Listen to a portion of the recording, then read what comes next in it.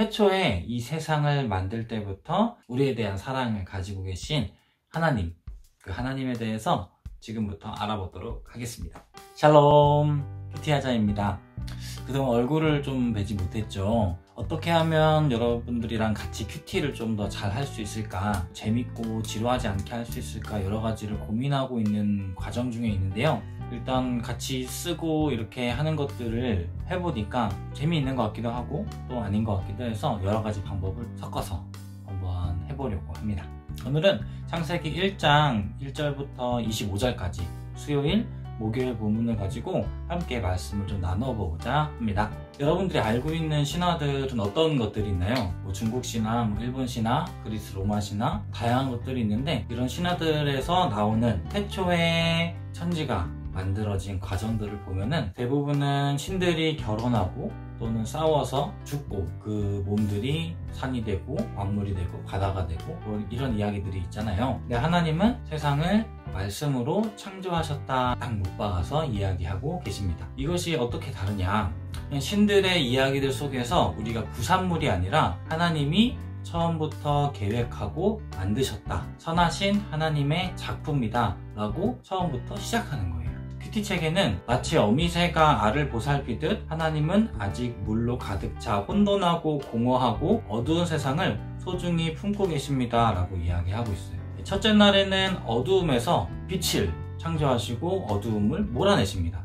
둘째 날에는 궁창을 만드셔서 세상을 혼돈에서 비우십니다. 셋째 날에는 바다와 땅의 경계를 만들어 놓으셨어요. 또한 땅에 풀과 채소와 과실나무를 두셔서 생명을 맡을 준비를 해 놓으신 것이죠.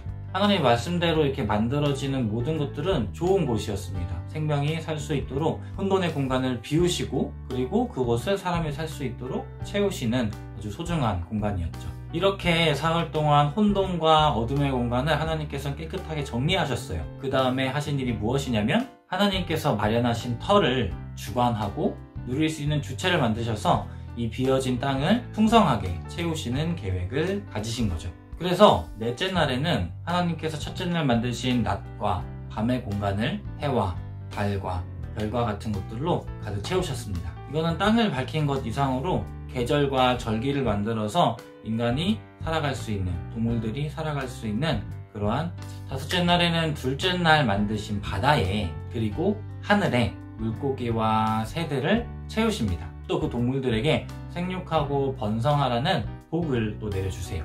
인간에게만 주신 건 아닌 거죠. 또 여섯째 날에 하나님은 셋째 날에 만드신 땅에 동물들을 채우시기 시작하시는데 하나님이 만드셨다고 지금 성경은 이야기하고 계신 거죠.